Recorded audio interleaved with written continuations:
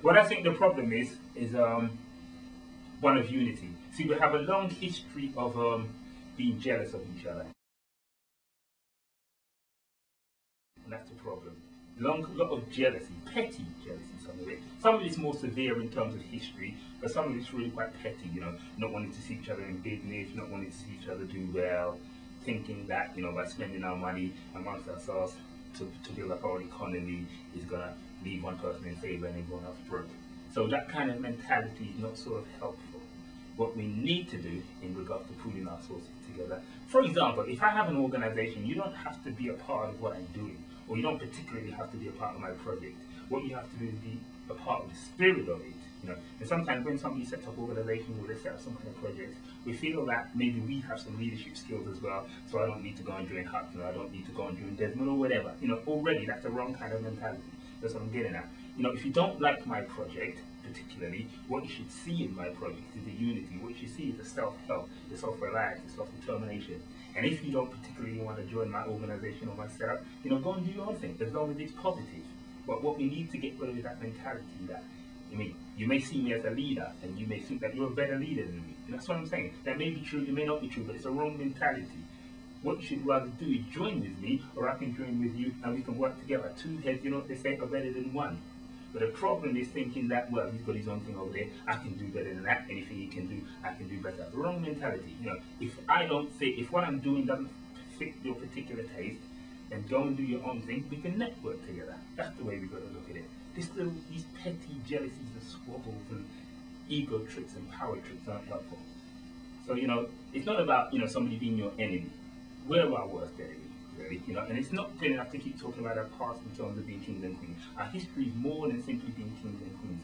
Our history is about what's happened in the past and in terms of how it's going to affect us now in the present and how it's going to affect us in the future. So unity, that's what I'm saying. Unity is our greatest challenge.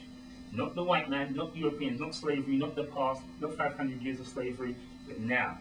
Today is the future, not tomorrow. Today is the future. Tomorrow will be further into the future. What you do today, will affect your tomorrow. So unity is our greatest challenge. Unity and unity of purpose. Not uniformity. We don't always all have to be the same, but we all have to be united in terms of if we need an economy, if we need to start businesses, if we need to start schools, if we need to pool our resources together, we need to see it. So you may have an organization, for example, called A, my organization may be called B, another person with an organization called C. What you can do is work individually, to your particular projects and your particular tastes. In terms of networking, we can come together. So you don't have to see it as me being a part of your thing, or I being a part of your thing, so that there's a squabble about leadership. We should all lead. We can all lead. All of us have skills. All of us can contribute in different ways. So if we stand out separately in terms of organizations or endeavors, we can work together in terms of networking. That's the problem. That's the action plan. And that can spill out obviously into different ways. What I'm simply saying is we need to see each other as not negative competition, not discord, not disunity, but rather each individual organization works separately and works collectively.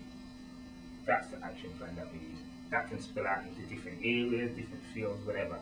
But we must get the unity part right, and not the squabbles and the ego trips and the petty jealousies and thinking that one's going to be rich and one's not. And we also need to use language that's appropriate, that can help everybody individually. It's easy to be negative, for example. It's easy to see the bad side of something, and to see the good side of it also.